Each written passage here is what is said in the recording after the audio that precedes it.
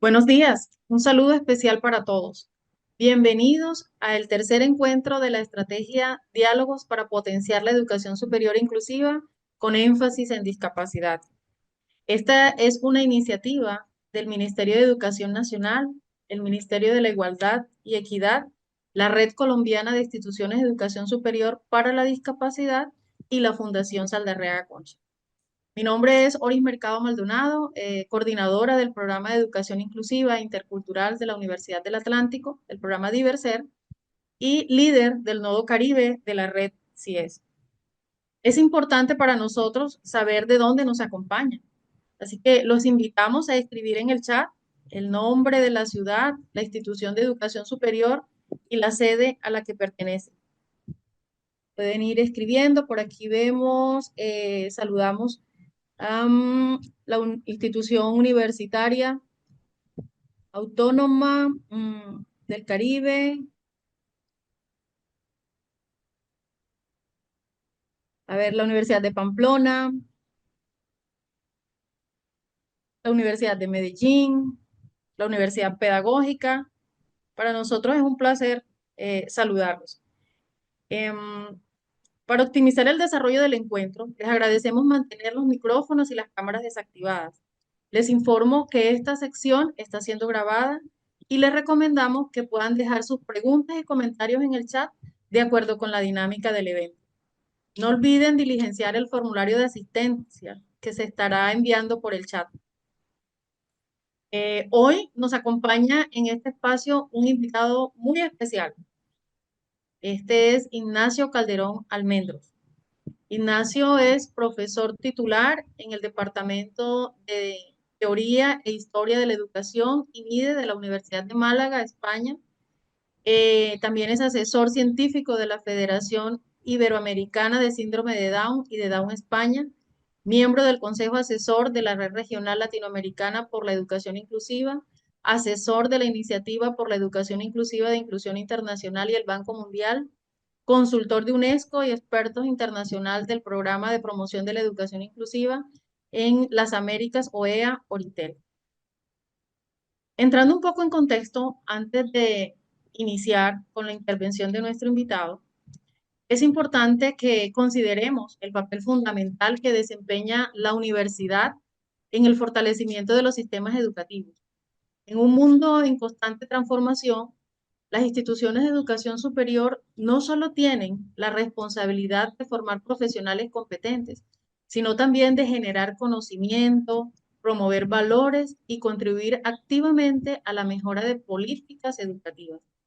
En este contexto, las universidades deben ser espacios inclusivos y accesibles, donde todas las personas, independientemente de su condición, puedan desarrollar plenamente su potencial académico y profesional. Así que las universidades deben asumir un papel fundamental en la promoción de políticas y prácticas que aseguren la participación plena de los estudiantes con discapacidad. Claro, esto implica no solo la eliminación de barreras físicas y tecnológicas, sino también la transformación de paradigmas pedagógicos que fomenten la diversidad, la equidad y la inclusión, promoviendo así entornos de aprendizaje accesibles, que sean flexibles, adaptados a las necesidades de todos los estudiantes. A partir de este contexto, vamos entonces a reflexionar en cuál es el papel de nuestras universidades en la construcción de sistemas educativos equitativos. Para profundizar entonces en la temática, demos paso al doctor Ignacio Calderón. Los animo a todos a estar muy atentos a participar. Bienvenido entonces, Ignacio. Bueno, muchas gracias, Ori, muchas gracias bueno, la organización de este evento por haber querido contar conmigo. Para mí es un placer y un honor estar hoy aquí compartiendo un rato de reflexión sobre algunas ideas que me gustaría pensar que puedan servir, pues para quizá poner algún interrogante en donde había una afirmación y a lo mejor alguna afirmación donde había algún interrogante. Bueno, voy a comenzar proyectando mi presentación.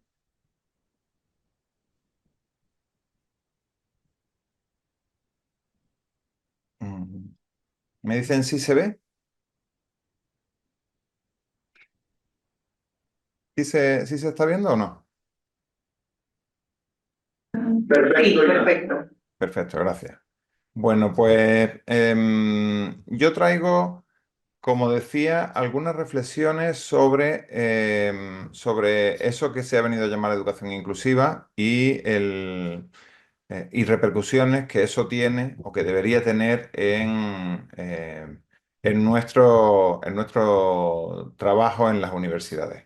Bueno, yo trabajo en la Universidad de Málaga, en el sur de España, desde hace ya pues más de 2 décadas.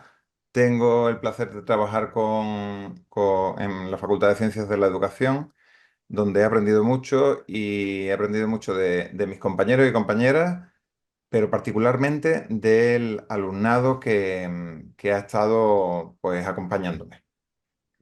Em, Hablar de educación inclusiva en educación superior significa hablar de todo el estudiantado, es decir, la educación inclusiva no es algo que se produce solo para algún tipo de alumnado. Esta es una de esas ideas que tenemos erróneas, que es muy extendida, que pensamos que es solo para determinado alumnado. No, la educación inclusiva es una recualificación de todo el sistema, una mejora de todo el sistema para todos los estudiantes y las estudiantes,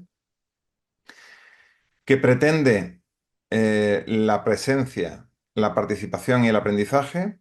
Esto es algo que es como muy sólido. Sabemos que los sistemas educativos inclusivos son sistemas que avanzan en hacer que todo el alumnado pueda tener presencia, es decir, que esté dentro de las instituciones y que esté junto en esas instituciones. Pero no solo la presencia es suficiente, hace falta garantizar también, por una parte, el aprendizaje y por otra parte, la participación. Bueno,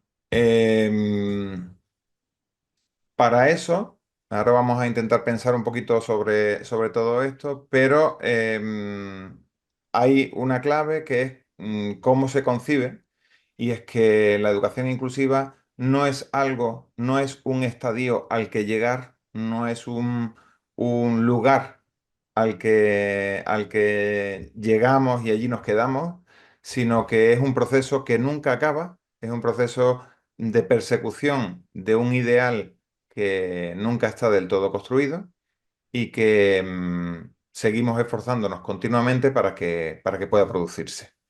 Se trata, por tanto, de un proceso inacabado que desafía los procesos de exclusión que existen en las sociedades y particularmente en las universidades. Estos procesos de exclusión implican presencia, exclusión en la presencia, exclusión en la participación y exclusión en el aprendizaje. Decía que no es para un grupo de estudiantes, sino que es para todo el estudiantado, pero para que sea para todo el estudiantado tiene que prestar particular atención a aquellos colectivos que son pues, más vulnerables. Aquellos colectivos que, por ejemplo, no tienen todavía mucha presencia, y que cuando tienen presencia, pues no aprenden o no están bien incorporados dentro del colectivo más grande.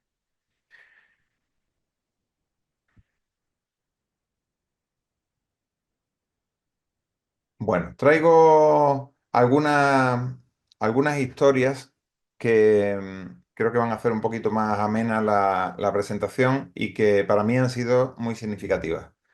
La primera que traigo es de un chico al que conocí hace unos años. Se llama José Medina, aunque en realidad ese no es su nombre, es un nombre ficticio. Yo lo conocí a él en un centro de menores infractores, que es lo que antiguamente se llamaban reformatorios, ¿no? Un espacio donde iban los chicos que habían delinquido antes de ser mayores de edad, incluso aunque fueran unos días antes de ser mayores de edad, pues iban a estos centros. Bueno, yo cuando conocí a José Medina tenía 17 años y yo iba a investigar, en este caso, cómo se producía el fracaso escolar, cómo se había producido el fracaso escolar, cuál había sido la experiencia del fracaso escolar en el caso de José, un caso que habían seleccionado en el propio centro de menores, habían seleccionado como que me podía ilustrar. Y mi propuesta de investigación era una investigación biográfica, es decir, una investigación en la que yo indagaba sobre la vida de la persona. La persona iba contando esa biografía y al final lo que se construía era una biografía, la biografía de José. Bueno, cuando yo voy al centro de menores, em, ya una vez iba a hacer la negociación de la investigación, porque yo pretendía que fuera una investigación democrática, una investigación en la que la persona tuviera un papel importante. Em, Cuando entro al centro de menores, me dicen en el centro de menores, oye, Nacho, hoy no es un buen día porque José Medina ha intentado suicidarse esta noche. Bueno, cuando me dicen aquello, yo me quedo pues impactado y por supuesto salgo del centro de menores, pero cuando estoy saliendo me llaman y me dicen, oye, que el chico quiere hablar contigo. Total que nos llevaron a una habitación y allí estuvimos charlando para hacer la negociación de la investigación, un proceso que, como digo, lo que pretende es llegar a acuerdos. Y le cuento cómo quiero hacer la investigación, mi investigación democrática. Y entonces él, cuando yo termino de contarle, digamos, el pliego de condiciones de esa investigación, él me dice, ¿y yo qué gano con esto? Y aquella pregunta que me la formuló hace ya más de 20 años, hace 24 años, me persigue desde entonces, porque lo que me vino a contar es que incluso en aquel momento, incluso después de yo haber escuchado lo que había escuchado que le había pasado el día anterior, la noche anterior, yo seguía llevando una propuesta que era mi propuesta y que respondía a mis intereses como investigador. José Medina lo que me hizo con esa pregunta inocente fue plantarme, decirme, esta es una investigación tuya, para ti, y no es para mí. Em, Quizá llame la atención que comienzo con un ejemplo de una investigación, pero para mí no se diferencia tanto de un proceso educativo. En realidad, yo pretendía hacer una propuesta de educación que creía democrática, pero que no estaba siendo democrática. Mm, Curiosamente, en el fondo sí que había esa intención democrática. De hecho, cuando después de aquella pregunta le digo, pues no te puedo ofrecer nada, José, lo único que te puedo ofrecer es que que podemos construir tu biografía juntos y que podemos aprender juntos de ella. Y entonces se quedó pensando y me dijo, pues sí quiero. O sea, lo que al principio no tenía importancia, lo que al principio parecía que no era ninguna ganancia, nada bueno para él, en un momento pasó a serlo, porque él puso sus condiciones. A pesar de que no había cambiado mm, apenas nada de la investigación, porque la investigación estaba planteándose en los términos de querer atender a sus necesidades, em, todo aquello al final cambió en la interpretación que el propio José hacía de qué era la investigación y también en la interpretación que yo comencé a hacer de qué era investigar. Se trata, de nuevo, lo que él me planteó fue de una cuestión de poder. Es que en aquella sala, a pesar de lo que había ocurrido el día anterior, yo tenía el poder y él era una persona que estaba al arbitrio de ese poder. Bueno, pues hablar de educación inclusiva en un espacio como el espacio de educación superior es hablar de las relaciones de poder.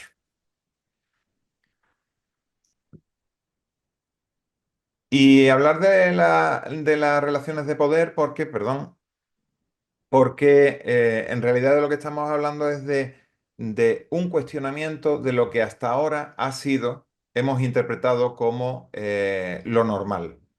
¿Qué es lo normal? ¿O dónde está la normalidad? La normalidad en realidad es un, un gran organizador de nuestras mentes y de nuestro día a día. La normalidad está organizando las metodologías que utilizamos, los tiempos que utilizamos, los espacios de los que hacemos uso, los agrupamientos que hacemos dentro de nuestras clases y también dentro de nuestras facultades, los niveles, cómo concebimos los niveles, las materias, las propias materias, cómo diseñamos las materias, em, cómo diseñamos las actividades, cómo diseñamos los planes de estudio, cómo diseñamos nuestros materiales. Es decir, la normalidad está atravesando continuamente toda la realidad educativa y es la que está organizando esa realidad educativa. Luego, hablar de educación inclusiva es hablar de cómo cuestionamos esa normalidad que está, bueno, pues que está en todos los sitios, está en todos los procesos que ponemos en marcha. Y todo eso, lo normal también está desplazando afuera a todas las personas que están en situaciones vulnerables. Ahí he puesto algunos colectivos, algunos de esos colectivos que están en situaciones vulnerables y que muchos de ellos no están o tienen una escasa presencia en nuestras universidades y otros, pues no solo es que, bueno, sí tienen presencia, pero no tienen participación ni aprenden en ellas. Bueno, una vez dicho el primer ejemplo, hablado del primer ejemplo, voy a reflexionar un poquito, a ahondar un poco en uno de esos colectivos que es el colectivo que hemos llamado con discapacidad. Y traigo aquí al hombre de Vitruvio de Da Vinci porque representa las proporciones ideales del cuerpo humano. Representa en realidad cómo deberíamos ser todos y todas. Y esto significa que de alguna manera no somos el mandato de ese cuerpo perfecto al que la inmensa mayoría vamos persiguiendo, ¿no? Em, Aquí traigo otros ejemplos de cuerpos que disienten mucho de esas proporciones. Yo aprendí muy pronto en el nacimiento de mi hija cómo hay toda una demanda de un cuerpo correcto, ¿no? De un cuerpo que hace las cosas que se espera que haga, que tenga la forma que se espera que tenga, un cuerpo que cumpla con lo que el entorno le va pidiendo. Bueno, pero hay muchas formas de cuerpo. Aquí hay dos formas de cuerpos que nos ayudan a pensar que hay otros cuerpos también en nuestras universidades o que podrían haber en las universidades, otros cuerpos que disienten de esa normalidad. Y esos cuerpos en realidad de lo que nos están hablando es de una forma o quizá las representaciones que se han desplegado cuando hemos visto algunos de esos cuerpos tienen que ver con un modelo que es el que se ha venido a llamar el modelo médico de la discapacidad, que es un modelo que entiende que el problema de las personas es un problema físico, un problema biológico que está dentro del cuerpo de algunas personas. En tanto el problema está dentro del cuerpo de algunas personas, pues a esas personas hay que arreglarlas para que traten de parecerse lo máximo a ese mandato social de normalidad.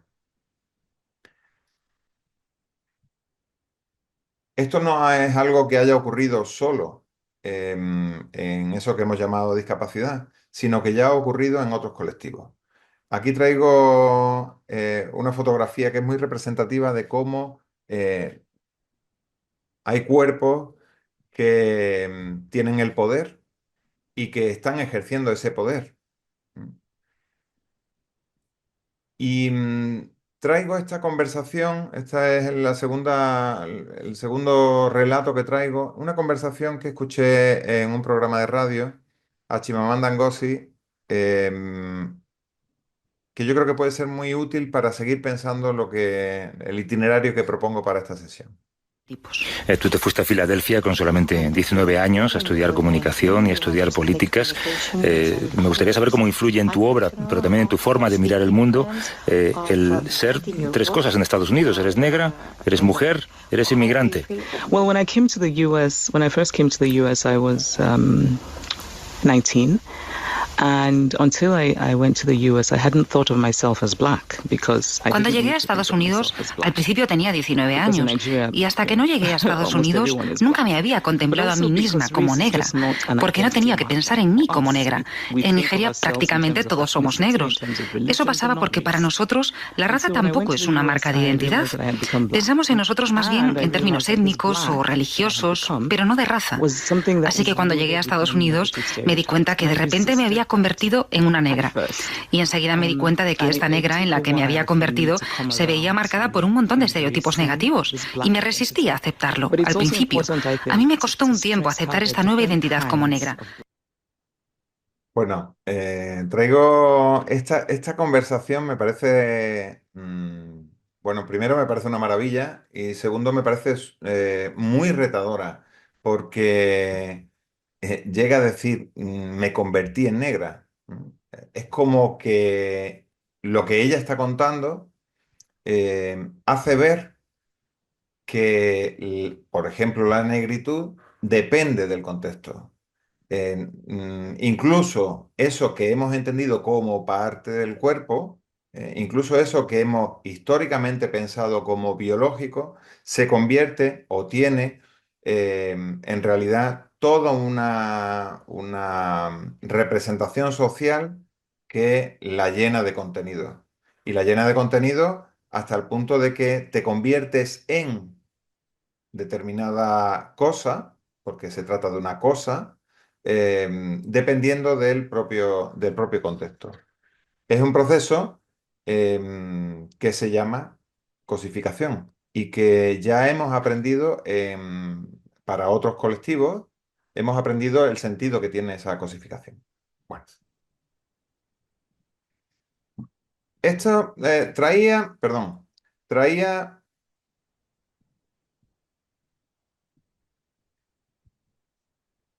Perdón. Traía una definición que no pretendo leer. Es una definición de los criterios diagnósticos del autismo. Me traigo los criterios diagnósticos del autismo del manual fundamental de psiquiatría, que es el DSM-5, y hace una descripción de qué es el autismo, como los déficits persistentes en la comunicación y en la interacción sociales, como repertorio de comportamientos e intereses restringidos y actividades restringidos y repetitivos, como síntomas que deben presentarse, bueno, como una serie de síntomas como discapacidad intelectual, como una serie de errores. Y recuerdo cuando hace unos años en Chile conocí a Leonardo y Leonardo lo definió así. Dijo, no es una enfermedad, no es algo que se quita con terapias o que se pasa con un entrenamiento adecuado modificando conducta. Es una condición. Significa que es parte de mí y vivirá conmigo siempre. Tampoco es una deficiencia y discúlpenme, no siento que sea una discapacidad. Es simplemente que en ciertas áreas comunes yo soy diferente. Como dije antes, diferente en pensar, en sentir, en percibir, en expresar. En realidad, el DSM está mostrando un contexto radicalmente diferente al que está mostrando en este caso Leonardo. Hay dos interpretaciones radicalmente diferentes de una realidad que se supone común. Yo esto también lo viví con en una conversación que tuve con mi hermano Rafa. Mi hermano Rafael es el más pequeño de mi familia Y recuerdo un día que le pregunto, Rafa, ¿qué significa para ti tener síndrome de Down? Porque pareciera que tener síndrome de Down es algo biológico. Y entonces, cuando le pregunto aquello, él me responde, para mí no es pensar que somos síndrome de Down, sino que tenemos que razonar a lo bueno y a lo malo. Tenemos que juntar esa situación, y hacía este gesto, tenemos que juntar esa situación o ese mismo ejercicio que tenemos que enfrentar.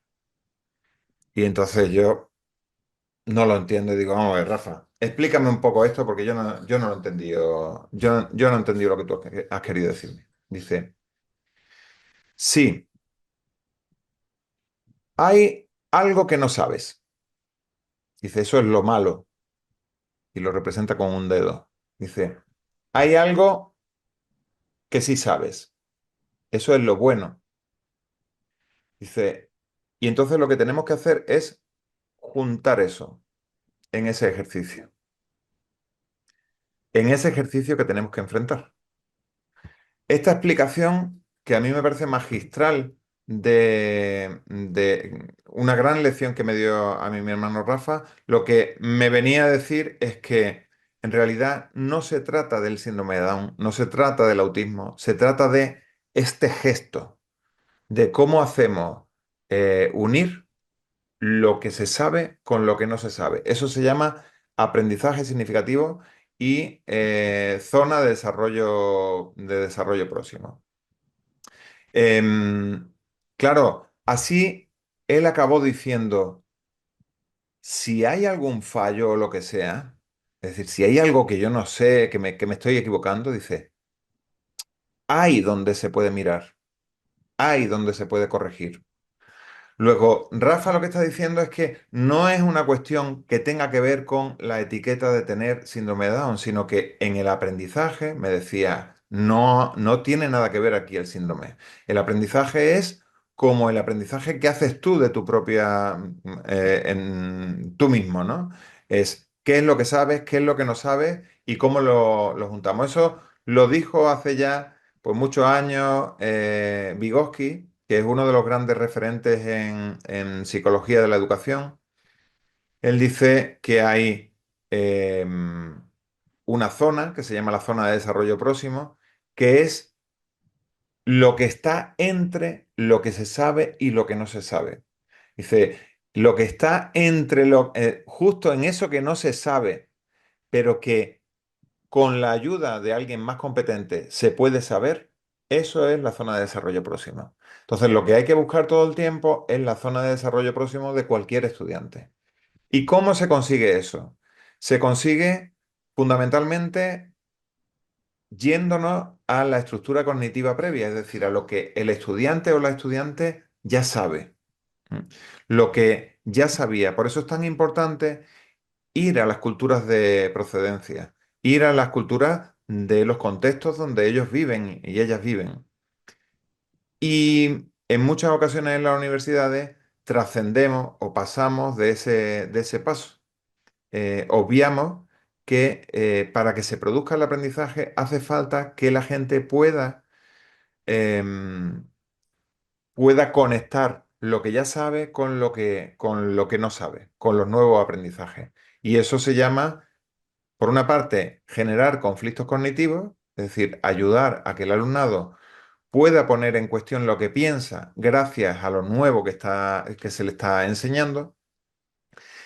Y tiene que ver con cómo construimos aprendizajes que son realmente significativos y relevantes.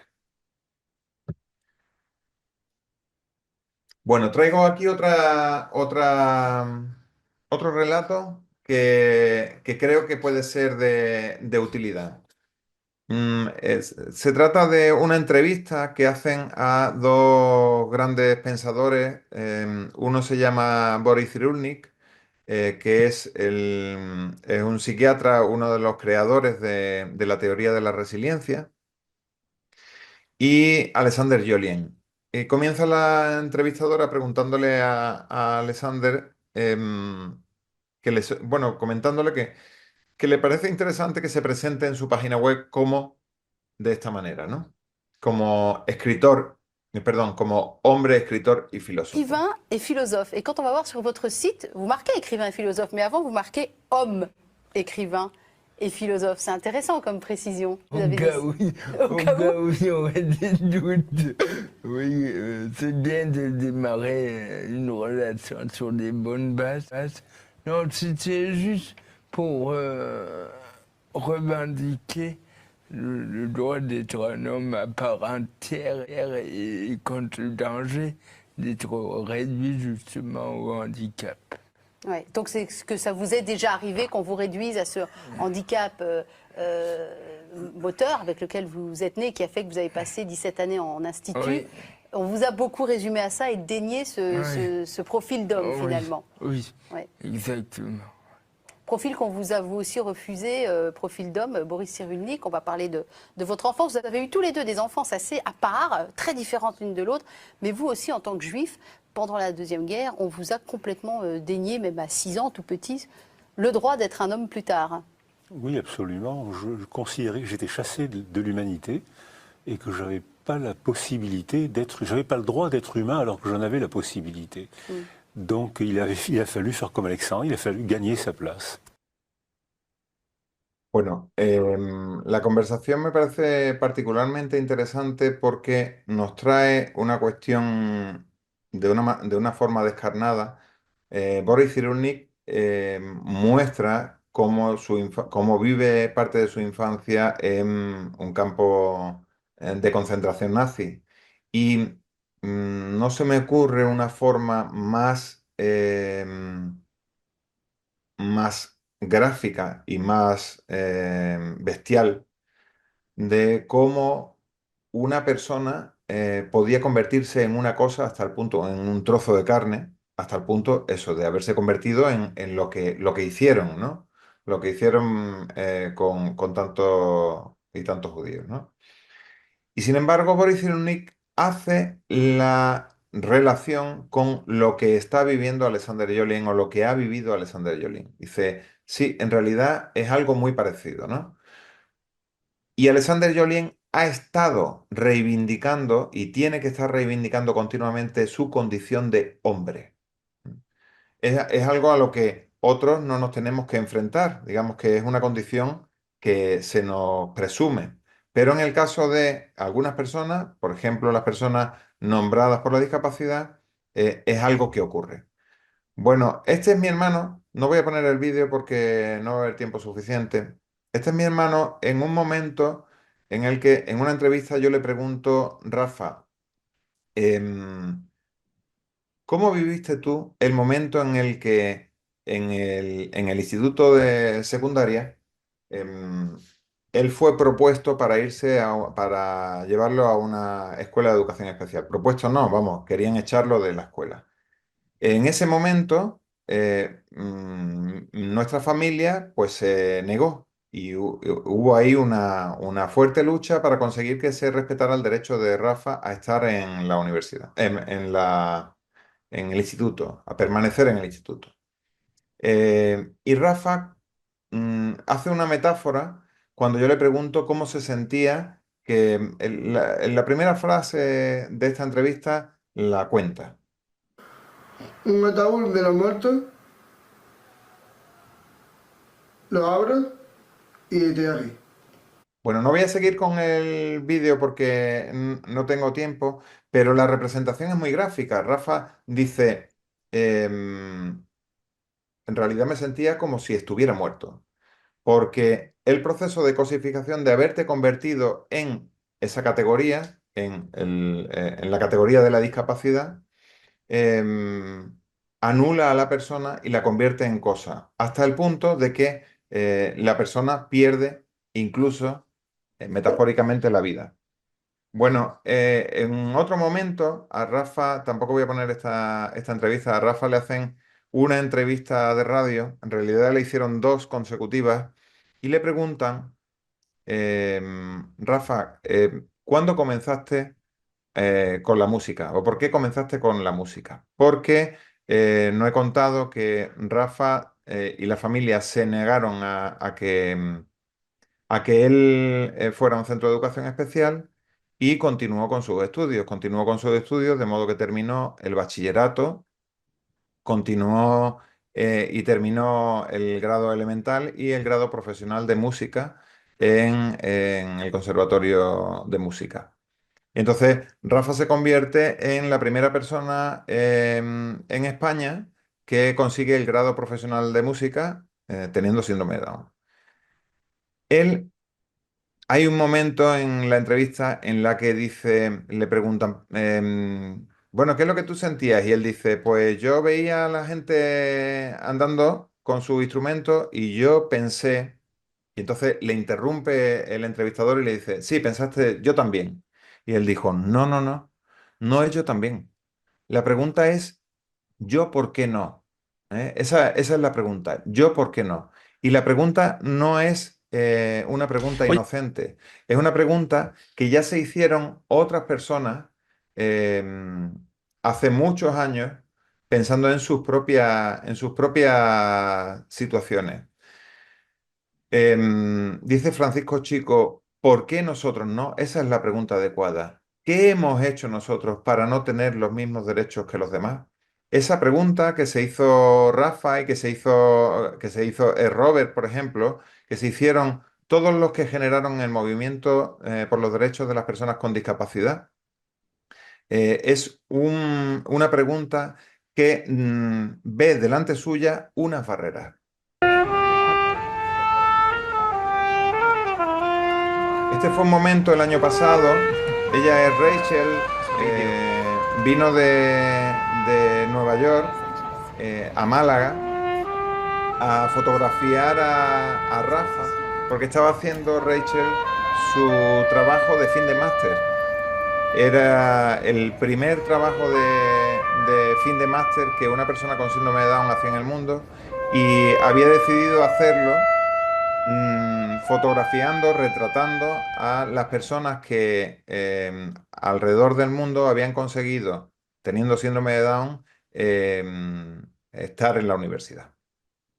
Rafa era uno de ellos y Pablo era otro de ellos. Ahí se juntaron tres personas, en esa fotografía hay tres personas que consiguieron desafiar los límites que hasta ese momento habían sido para personas con síndrome de Down. Las universidades, dice Matthews, deben evitar el uso de etiquetas médicas para identificar a los estudiantes con discapacidad y hacer esfuerzos para establecer estrategias de enseñanza inclusivas para apoyar el éxito estudiantil. Y el éxito estudiantil se provoca con eso que Rafa representaba con sus dos dedos, haciendo acercarse lo que se sabe con lo que todavía no sabemos. Y dice Anabel Moriñas que la educación superior debe reestructurar la experiencia educativa, ya que no es una cuestión individual, no es un problema que tengan Rachel, Pablo o Rafa, sino que es una cuestión social, por lo que las universidades tienen que reestructurar la experiencia educativa para que todos los estudiantes puedan participar en ella. Este es el Conservatorio Superior de Música de Málaga y Rafa hizo una bonita descripción, o mejor, definición de qué es la inclusión. Yo le pregunté a Rafa qué era la inclusión. Él me había dicho que él había conseguido salir del ataúd gracias a la música. Es decir, que hubo un proceso excluyente en eso que hemos llamado educativo, que no estaba siendo educativo, sino que era excluyente, que lo metió dentro del ataúd. Pero también hubo un proceso educativo, ese sí, realmente educativo, el de la educación musical, que le permitió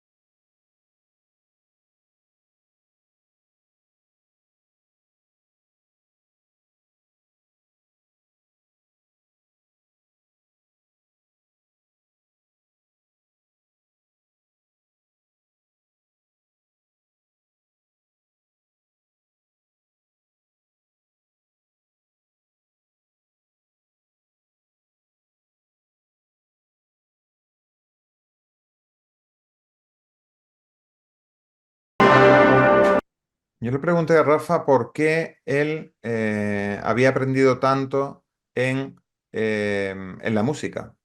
Y él me dijo, porque ahí me siento agrupado. Ese sentirse agrupado es la mejor definición que yo he escuchado de la inclusión. Se trata de formar parte del grupo y tiene que ver con eso que se llama educación superior, perdón, agrupación musical, perdón. Bueno, traigo un par de ideas más. Esta es una idea de Etienne Wenger. Él habla de comunidades de práctica. En realidad los docentes somos una comunidad de práctica. Él dice que en esas comunidades de práctica hay una característica fundamental que es el aprendizaje social, ¿eh? Que la práctica se aprende en ese aprendizaje social. Y la práctica es lo que hacen los individuos de esa comunidad que recurren a lo que tienen para promover, para hacer realidad unos objetivos que tienen compartidos. Pero dice, no solo se desarrolla la práctica en lo que explícitamente decimos, sino que se desarrolla la práctica en gestos como el modo en que pasamos el día, los lamentos que tenemos por las presiones que vivimos, etcétera. Y entonces lo que los docentes hacemos es una negociación de significados continua en nuestra acción social como docentes en las universidades. Dice Tien Wenger que las comunidades cosifican sus prácticas en representaciones, que convertimos en herramientas, en reglas, en documentos, en conceptos, en teorías. Todo eso son, digamos, solidificaciones de las prácticas. Son cosificaciones. Y dice Etienne que la actividad, el aprendizaje social, la actividad en una comunidad de práctica se desarrolla en dos grandes movimientos. Uno es el proceso de cosificación y otro el proceso de participación. Hablar de educación inclusiva requiere procesos de participación que den sentido a las cosificaciones o que cuestionen el sentido de las cosificaciones. Es decir, que todo eso que hemos ido consolidando dentro de nuestras prácticas docentes tienen que ponerse en cuestión porque en gran medida han sido desarrolladas en torno al concepto de normalidad, a toda esa organización de nuestra mente que viene hecha por la normalidad. Entonces, ¿cómo podemos cuestionar los procesos de cosificación? Es fundamentalmente a través de prácticas en las que la gente pueda participar, no solo nosotros como profesionales, como docentes, sino que puedan entrar otros actores como el estudiantado, por ejemplo, que nos ayuden a pensar mejor nuestra propia práctica. Y la universidad está en ese espacio en el que es un espacio privilegiado, a pesar de todas las presiones que tenemos ahora mismo encima, que permite el cuestionamiento y además debería cuestionar qué es lo que está ocurriendo en la sociedad. Particularmente en momentos en los que la diversidad, como el actual, la diversidad está siendo objeto de ataque. Se trata de hablar de la educación inclusiva desmarcada de la lógica de la educación especial. Hay que entender a las personas y podemos hacerlo. No hace falta ser especialista para entender a las personas. Hay que enfocarse en detectar las barreras a la presencia, la participación y el aprendizaje. Y esto es algo retador. Requiere un compromiso de nuestras instituciones, del profesorado y un cuestionamiento de las políticas, cultura y práctica. Bueno, voy a pasar muy rápido por aquí, por el último trabajo que es se trata de una revisión de la literatura, una revisión sistemática de la literatura, la última gran revisión sistemática de la literatura sobre educación superior e investigaciones sobre educación inclusiva. Y en esta revisión, pues van destacando algunas prácticas que son fundamentales, que se han visto fundamentales en esas investigaciones. Por ejemplo, estas prácticas tienen que ver con prácticas administrativas que se han demostrado inclusivas. Por ejemplo, ofrecer orientación sobre las trayectorias académicas, es decir, contactar con esas personas que puedan tener información sobre las trayectorias académicas, brindar apoyo técnico y tecnológico, capacitación periódica y obligatoria, realizar investigaciones para el monitoreo de políticas públicas, que eso deberíamos hacer las universidades, un esfuerzo por crear líneas de trabajo bien financiadas para que eso ocurra, promover la educación inclusiva y fomentar la participación de la red universitaria. Entre otras cuestiones, también analizan las prácticas curriculares inclusivas. Esa revisión sistemática de la literatura, que hace una revisión desde 2001 hasta 2021, habla que hay que pasar de un modelo centrado en la enseñanza a un modelo centrado en el alumnado. Esta idea es importante. Nosotros diseñamos nuestras asignaturas pensando en lo que tenemos que enseñar. Y en realidad de lo que se trata es de hacer lo contrario, ayudar cómo podemos pensar lo que tienen que aprender, cómo tienen que aprender y cómo nos gustaría que lo aprendieran. Y eso requiere acercarnos a eso que decía mi hermano Rafa, a conectar lo que no saben con lo que saben. Es decir, poner al servicio las asignaturas, centrarlas en el alumnado y en sus necesidades. Por otra parte, hace falta, se ha demostrado muy, muy valioso el aprendizaje colaborativo, es decir, separarnos de las lógicas competitivas que asedian a las universidades, pensar también que la evaluación tiene que estar al servicio de ese diseño centrado en el alumnado, del aprendizaje del alumnado y por tanto tiene que ser flexible. Tenemos que pensar en más propuestas que no son necesariamente el examen, sino que son trabajos aplicados, que son trabajos colaborativos que construyen de manera grupal. Y yo destaco también las oportunidades de aprendizaje flexibles y ampliadas, ir ofreciendo oportunidades de aprendizaje que van más allá de las clases, que atienden a diferentes ritmos, a diferentes necesidades, a diferentes inquietudes. Bueno, voy a pasar muy rápidamente por todo esto y voy a acabar con un, un caso que hemos estado desarrollando nosotros aquí desde la Universidad de Málaga con alumnado preuniversitario. Este alumnado que estaba estudiando en- lo diré, en la secundaria obligatoria, perdón, en la secundaria obligatoria y posobligatoria. Este alumnado era un alumnado al que las instituciones educativas, o buena parte de este alumnado, era alumnado que las instituciones educativas estaban diciendo que, bueno, pues que fracasaban. De hecho, pues muchos de ellos tenían calificaciones bajas, estaban siendo invitados a pasar a la educación especial. Digamos que estaban teniendo grandes problemas en sus estudios. Nosotros, este grupo, un grupo de 16 estudiantes con una gran diversidad interna, eran estudiantes pues de diferentes clases sociales, de diferentes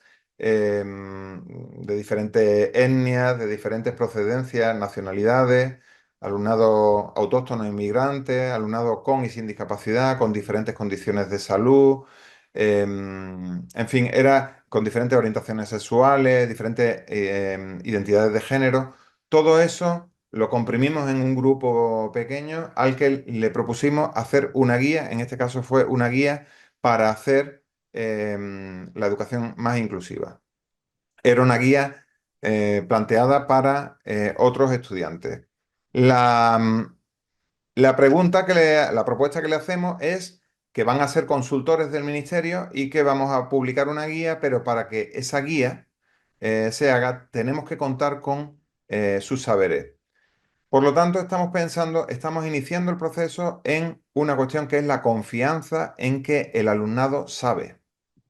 Le hemos dicho, vais a ser consultores del ministerio y vamos a contar con vuestros saberes. Esto se basa en una lógica muy sencilla, es que todos y todas sabemos, decía Freire, todos sabemos algo, todos ignoramos algo. Todo el alumnado sabe y necesitamos partir de lo que ese alumnado sabe. Por otra parte, también se parte de la idea de que el alumnado, si lo hace colectivamente, puede reconstruir sus ideas. Puede estar equivocado, por supuesto, y entonces sus ideas, cuando están al escrutinio del grupo, pues pueden ser reconstruidas. Desarrollamos debates socráticos durante varios meses en los que ellos hablaban de sus experiencias, de sus diferentes experiencias, y todos esos debates se fueron grabando. Con lo cual, ellos estaban investigando la realidad. Y eso que se grabó, después ellos lo analizaron, hicieron un análisis de sus propios pensamientos sobre eso que habían contado. Por lo tanto, ellos no estaban en la posición de reproducir el conocimiento que el profesorado dicta. Solemos pensar, cuando pensamos en la educación superior como enseñanza, solemos pensar que por nosotros decir algo, el alumnado lo va a aprender. Pero eso es erróneo. En realidad sabemos que el alumnado aprende dependiendo de cuáles son sus estructuras cognitivas, lo que ya sabe, lo que viene de antes. Entonces, lo que le hemos puesto es en un contexto de producción del conocimiento. Ellos van a construir el conocimiento y sabemos que la forma más potente de construir el conocimiento es el aprendizaje por descubrimiento, ¿m? Y el aprendizaje dialógico. Y claro, el aprendizaje por descubrimiento es muy costoso porque descubrir pues, una teoría física, por ejemplo, pues no es algo sencillo. Sin embargo, contamos con que sabemos, no, digamos, no tiene que haber, no tenemos que tener delante a Newton para que se descubra la ley de la gravedad, porque nosotros sí que la sabemos. Entonces, nuestro saber profesional, y ya voy acabando, saber profesional nos permite ayudar a que sea el alumnado el que vaya reconstruyendo su propio saber experiencial o sus propios saberes previos. Eso ellos van reconstruyendo. Entonces, en este papel de construcción de su conocimiento, el propio alumnado se reposiciona en el mundo. Por seguir con este ejemplo, este alumnado construye una guía, publica la guía, la presenta a la ministra de Educación. A partir de entonces comienzan a desarrollar procesos formativos para formar al profesorado. Y unos años después, el año pasado, reciben el Premio Mundial del Síndrome de Down, a pesar de que solo una persona en el grupo tenía síndrome de Down, en Naciones Unidas, en Nueva York. Un año antes habían recibido un premio de la Asociación Americana de Investigación Educativa en Chicago por el trabajo de investigación que habían desarrollado. 3 preguntas me traigo. Una, ¿cuál es el papel del alumnado después de esta experiencia? ¿Cuánta importancia tiene el contenido de esa guía?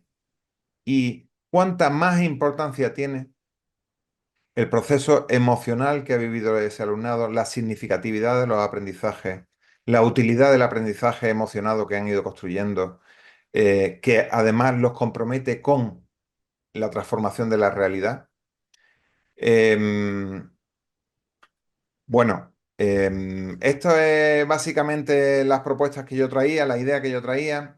5 ideas me dijeron, destaca 5 ideas de lo que de la ponencia. Voy a destacar estas 5 ideas. La primera es que hablar de educación inclusiva requiere trabajar para remover las barreras al acceso, el aprendizaje y la participación. La segunda es que la discapacidad, igual que otras formas de opresión, no está en el cuerpo de alguien, sino que está al menos entre dos cuerpos. La tercera idea que me gustaría remarcar es que no es necesario etiquetar al alumnado para la educación inclusiva, porque el trabajo está en cómo removemos las barreras. El etiquetado forma parte de ese proceso de opresión y de cosificación, y la tarea está en cuestionar esos procesos de cosificación. La cuarta idea es que una educación inclusiva es la que trabaja para hacer avanzar los límites, lo que requiere de la participación, una participación que cuestione la cosificación. Necesitamos escuchar al alumnado, que el alumnado nos ayude a mejorar nuestras prácticas. Y por último, necesitamos pasar de centrarnos en la enseñanza a centrarnos en el aprendizaje, flexibilizando el currículum y generando contextos de cooperación entre el alumnado. Muchas gracias. Muchas gracias a ti, Ignacio, por tu ponencia. Sin duda fue un gran aporte de conocimiento para nosotros. Y los 5 infaltables, esas 5 ideas que mencionaste, sin duda también servirán de guía para la construcción de un sistema educativo inclusivo desde nuestras instituciones. Invitamos a todos los que aún no han registrado su asistencia a que por favor lo hagan. Ahí en el chat aparece el enlace. Bueno, Ignacio, durante la presentación surgieron unas preguntas para dar respuesta. Hemos escogido 3 de estas preguntas. La primera de estas es, ¿cómo pueden las universidades fomentar una cultura de inclusión desde diferentes dimensiones, como el currículo, docencia, investigación y proyección social? Bueno, pues yo creo que de una manera muy somera he avanzado la lógica, que no es otra que favorecer canales de participación. Canales de participación en los que tanto el alumnado como el profesorado pueda ir desarrollando, planteando, diseñando propuestas que propongan cambios. Por ejemplo, se me ocurre pensar algunas de las propuestas que sabemos que funcionan, tienen que ver con cómo el profesorado, como comunidad de práctica, comienza a cuestionar sus propias prácticas. Y esto requiere de procesos de poner en marcha procesos de innovación educativa, procesos en los que el profesorado, da igual la facultad a la que pertenezca, comience a hacer procesos de investigación. Se llaman procesos de investigación-acción comúnmente, procesos en los que el profesorado se pone a analizar qué es lo que pasa, cuáles son los problemas que tiene nuestra facultad, por ejemplo, diseña propuestas de acción. ¿Cuáles son? Primero, diagnostica cuáles son los problemas, pregunta a la gente, consulta al alumnado, consulta a otros profesores, digamos, aprende de lo que está ocurriendo, diseña propuestas de acción para remover los problemas que hay, que se están poniendo de manifiesto, lo pone en marcha y después vuelve a evaluar qué es lo que ha pasado. Esos procesos cíclicos que no se acaban nunca, son procesos cíclicos en los que el profesorado aprende de su propia práctica, cuestiona lo que le pasa y además comparte diagnósticos y propuestas de acción con otros colegas, pues son propuestas que sabemos que funcionan. Y por otra parte, están los procesos de enseñanza-aprendizaje, tienen que estar alimentados con, de nuevo, procesos de participación, en los que el profesorado negocia las asignaturas, desde el inicio comienza preguntando al alumnado qué es lo que esperan, qué es lo que desean, en qué medida puede esta asignatura satisfacer pues las necesidades que vosotros tenéis, las que inicialmente se plantean por la propia materia, por el profesorado. Pero hay que hacer una negociación teniendo en cuenta que la educación inclusiva requiere un cuestionamiento del poder y eso requiere del cuestionamiento de nuestra posición en el proceso de enseñanza-aprendizaje. Muchas gracias, Ignacio. Tú lo has dicho, lo has mencionado desde el proceso de enseñanza-aprendizaje. Aquí hay otra pregunta que tiene que ver más bien con el tema de la infraestructura y presupuesto, las barreras actitudinales que se tienen en las instituciones. ¿Qué recomendaciones se debería tener en cuenta para la construcción de políticas de inclusión dentro de las universidades, teniendo en cuenta estas barreras? Bueno, eso seguro que la persona, he visto que Carmen Márquez viene por aquí y ella seguro que va a saber responder mucho mejor a esa pregunta. En cualquier caso, yo creo que las políticas educativas tienen que partir de nuevo de consultas, de consultas sistemáticas a la comunidad. Em, Consultas en las que la gente pueda hacer procesos participativos, pueda ser parte de procesos participativos en los que construyen y reconstruyen sus propias ideas y prácticas. Sabemos que hay políticas que ordenan y de qué manera ordenan nuestras prácticas como docentes. Por ejemplo, aquí en España ha habido unas políticas em, de publicaciones, de acreditación de méritos investigadores y docentes que han primado el papel investigador de los docentes, de los miembros de las universidades por encima del papel de la docencia. Pero además, en este primar el papel investigador, también se ha primado un tipo de investigación, y un tipo de publicaciones. Entonces, cuando se han construido esas propuestas bueno, esas normativas que nos dicen, que nos han dicho aquí, son políticas nacionales, nos han dicho, tenéis que producir vuestros currículum personales como investigadores e investigadoras de esta manera, pues han movido la universidad, la han orientado hacia un sitio que por suerte ahora parece que comienza a reconducirse, pero que nos ha llevado a la locura de las publicaciones, del publicar por publicar, del publicar necesariamente en publicaciones, en revistas de lo que se ha llamado alto impacto, a pesar de que no tengan apenas impacto real en nuestras sociedades, y sabemos que eso ha ocurrido. De la misma manera, podemos reorientar las políticas hacia pues grandes estructurantes. Si la educación superior se organiza en torno a la idea de competitividad entre el alumnado, por ejemplo, pues sabemos que está equivocando el camino si lo que queremos es que las universidades sean inclusivas.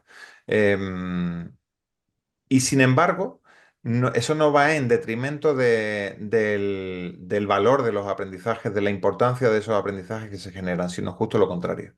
Sabemos que los procesos cooperativos, en los que el alumnado aprende a cooperar y a trabajar junto a otros compañeros y compañeras, por una parte, contribuye a que el alumnado aprenda mejor lo que los docentes proponemos, pero también ayuda a que un alumnado contribuya a que otro alumnado aprenda mejor eso que estamos tratando de enseñar. Entonces, hablar de educación inclusiva requiere hacer un giro en nuestras lógicas y pensar que el trabajo tiene que estar orientado hacia la colaboración y la cooperación. Ok, muchas gracias.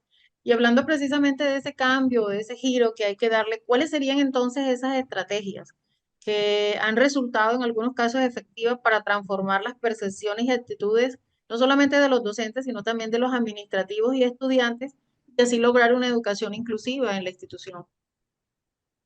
Bueno, yo creo que redundaré un poco en esta misma idea.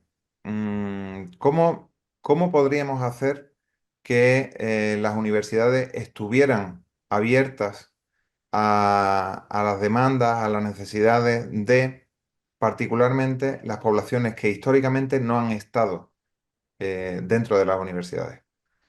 Y diría más, ¿cómo podríamos hacer para que las representaciones mentales, las representaciones sociales que tenemos construidas en torno a algunos colectivos, y estoy pensando en migrantes, estoy pensando en personas en situación de discapacidad, en personas racializadas, en personas de minorías étnicas, cómo podemos hacer para que las universidades incorporen dentro a esos colectivos que han sido históricamente desechados por la universidad? Pues solo puede ocurrir de la participación real, es decir, de preguntarle a la gente qué es lo que pasa. El primer ejemplo que puse durante esta ponencia, el de José Medina, el chico que estaba en un centro de menores, em, yo creo que también que para mí fue paradigmático. Este chico era el que hacía todos los arreglos del centro de menores. Cada vez que había un problema de electricidad, cada vez que había un problema de, mm, de mecánica, cualquier cosa que tuviera, y lo había aprendido todo de manera autodidacta. Sin embargo, ¿qué papel, o mejor dicho, qué espacio le queda a una persona como él en las universidades, en nuestras universidades? Y estoy hablando ahora mismo de mi propia universidad. Una persona que disfrutaba del aprendizaje en esas materias, que lo hacía bien, que se le daba bien y que sin embargo no tenía un espacio en las universidades. Pues yo creo que tenemos que pensar cómo construir políticas públicas que reconsideren las políticas de acceso, qué es lo que le estamos exigiendo a las personas para que puedan estar, y después, ¿cómo podemos conseguir que las personas se mantengan? Eso requiere que vayamos mirando, que vayamos cíclicamente revisando qué es lo que estamos haciendo, cuáles son los resultados que estamos obteniendo, qué gentes están aquí y sobre todo qué gentes no están aquí. Así es, muchas gracias entonces, Ignacio, por aclararnos estas dudas o reforzarnos la información. Ignacio, ya para terminar, entonces cuéntanos, ¿cuál sería esa frase poderosa para los equipos líderes de educación superior inclusiva que inician esta ruta de fortalecimiento institucional que permita potenciar el acceso y los procesos de educación inclusiva en las instituciones? Bueno, pues yo voy a concluir una expresión que creo que puede condensar algo de lo que he estado planteando, y es que la realidad, que ahora mismo nuestra realidad en las universidades es compleja, todavía muy excluyente.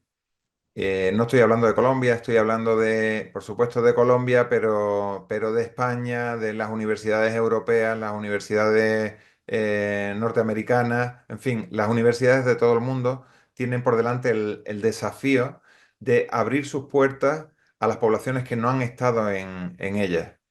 Y, y esto requiere pensar que la realidad no está hecha, sino que la estamos haciendo. Ese planteamiento de que la realidad no es un producto hecho, sino que es algo que estamos construyendo en nuestras acciones, en nuestras conversaciones, en los espacios que vamos generando para que nuestras culturas puedan ir transformándose.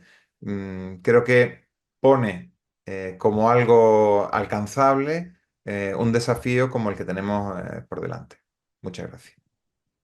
Muchas gracias a ti, Ignacio. Sí, de verdad que nos queda todavía un largo camino por recorrer a las universidades. Gracias por tus aportes tan valiosos y por compartir toda tu experiencia con nosotros.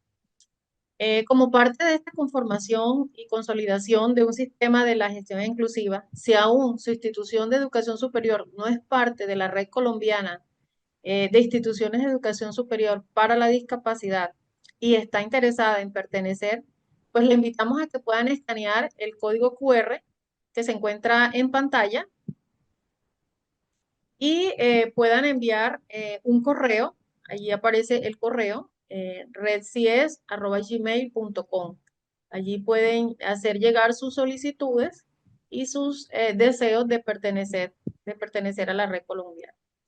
Por otro lado, los estamos invitando a escanear el código QR que está en pantalla o a ir al enlace que aparece allí, que se está compartiendo para que puedan ser parte del grupo de WhatsApp de diálogos para potenciar la educación superior inclusiva con énfasis en discapacidad. Esto va a permitir pues una comunicación más directa, rápida durante toda la estrategia y así poder ir conformando una comunidad de aprendizaje. Bien, entonces esta ha sido nuestra parte de hoy. Los esperamos el próximo jueves 27 de marzo a la misma hora, a las 9 a.m., ¿sí? Donde hablaremos sobre el diseño y evaluación de políticas en la educación superior inclusiva. Este estará a cargo de la doctora Carmen Márquez de la Universidad Autónoma de Madrid.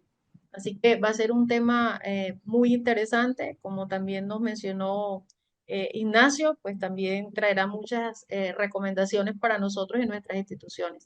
Así que no se lo pierdan. Muchas gracias a todos ustedes, líderes de la gestión de la educación superior inclusiva, que participan de esta primera agenda de fortalecimiento de la gestión de la educación inclusiva. Gracias por ser parte de estos diálogos para potenciar la educación superior inclusiva.